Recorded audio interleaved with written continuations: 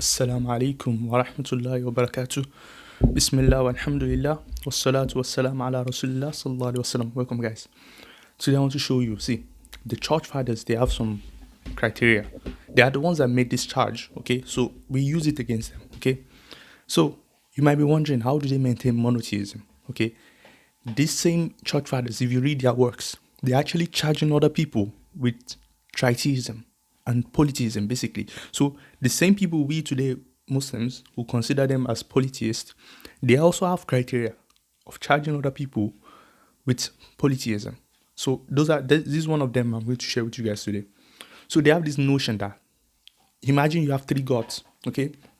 You have these three gods, but these three gods, they don't work together. They are separable, meaning maybe they do their own different works. They don't cooperate to work. The church father says this is polytheism, okay? And by the way, this is one of the strongest way they maintain some kind of monotheism is to show that the person somehow, they are inseparable, okay? So this inseparability idea is what they use to maintain monotheism. Because look at the argument. They say if the three gods are separable, or they don't have one will, or they don't have one action, or something like this, then they are three gods. But if they do, then they are not three gods. Do you see? So let's agree with them. Okay, fine. You have three gods that don't work together. That's polytheism. Fine. Now, remember I always tell you guys, polytheism and monotheism question is not about what is the quality of the three gods. It's about how many they are. Look at how they didn't say you have three gods, then you have polytheism. No. Say you have three gods, but these three gods, they are separable. Therefore, you have three gods. Make sure you understand that. Once you do, now, this is the problem with this. Just as I told you, it's about quantity. But let's examine what they're saying here. They are trying to say that, see, because the Father, Son, and Holy Spirit, they are truly three gods. Like, they are three gods. That's what they are saying. Because if you listen to the argument very well, they are saying they are three gods, but because of this condition of inseparability, some people call it perichoretic relationship, perichoresis, okay? So, because of this interpenetrability or something like this, or inseparability, that the persons are always together, necessarily. Therefore, you have one God. How? Remember, they are saying they are three gods, but because of this condition of inseparability, you have one God. So what is this inseparability? What is it all about? This is what I've narrowed it down to. You read from the works of people like Gregory of Nyssa. They are saying they are inseparable because why? They have one work. So they do one thing. Okay? They have only one work. Whereas if you have other people, they do different works. If the three gods that you have in your doctrine, they are doing different works, somehow that's polytheism. And if your three gods, they do work together, they achieve the same goal, then you have one God. No. Okay? This is not the criteria for monotheism. The criteria of monotheism is how many gods you have in there. But let's just examine it closely. Okay? So now, the point is that even this inseparability stuff, that they have one work, one will, if we examine it deeply, we'll realize that no, these persons, strictly speaking, they do different works. Not like their works are against each other, but they have different roles. Some Christians till today, they agree that they have different roles, they play different roles, okay? Such that the Father is doing one thing, the Son is doing another thing. They are not contradictory, okay? They are just doing different tasks. Okay, such that who became incarnate? If I ask you, who became incarnate? Not the Father. It's not the Holy Spirit. It's the Son. If you say it's the Father and the Holy Spirit, this is a heresy. Okay, so you're a modalist if you think the Father became incarnate. You're a modalist. Okay, so they want to maintain that no, the persons somehow what they are actually saying, if you examine it closely, is that they are working towards the same goal. That's what it sounds to me. It's not like they're doing the same work. If you're doing one work, then the Father became incarnate. No.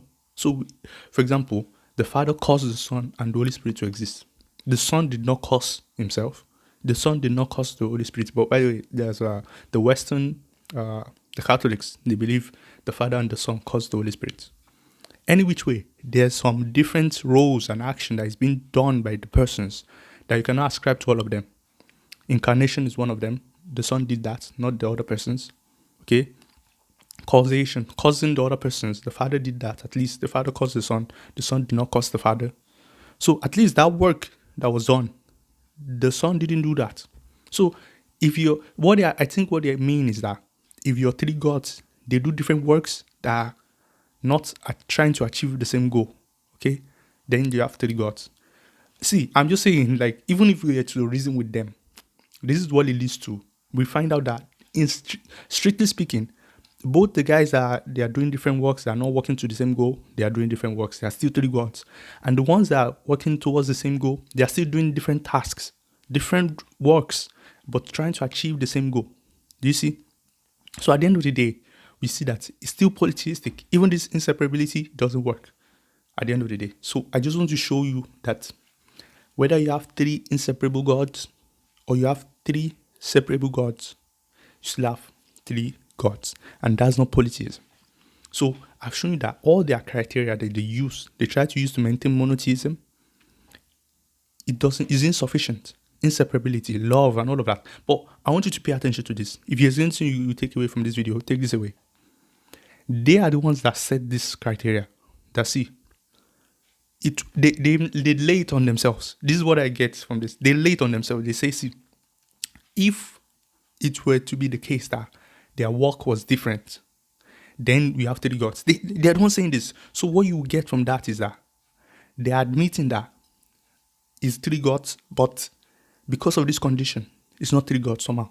So once we see that, we will understand that those people, if you were ever doubting if they actually have three gods in there, now you have cleared. They have admitted that they have three gods, but for some reason, because of their inseparable work, that's monotheism.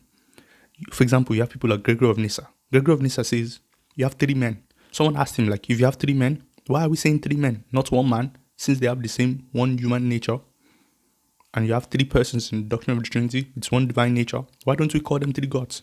He said, yeah, there will be three gods if they are separable. That's what he gave as an excuse. He said that even the men, they are three because they have different will, they have different works. So therefore, what's it called? You have three men. But the question I'm asking is that, what if the men, they have the same will and they have the same goal, they are trying to work towards the same goal? Do they become one? No. And in another video, I'll show you what people before Nicaea, people like Origin, what is their own take on how do you make two divine persons into one God? How do you make, is it linguistic stuff or is it in reality? I don't want to make this video too long, guys. Let me see what you think about this. And I've shown you that the one work, they have different works. Strictly speaking, they have different works. They have different will. When the Father willed to generate the Son, okay? The Father willed to generate the Son. The Son didn't will to generate the Father. So that's different wills. Even though it's not contradictory, we count how many. We don't count, do they agree? Just because 10 people agreed, it doesn't make them one. Okay? So guys, let's just end the video here. See you guys later. Wassalamu alaikum wa rahmatullahi wa barakatuh.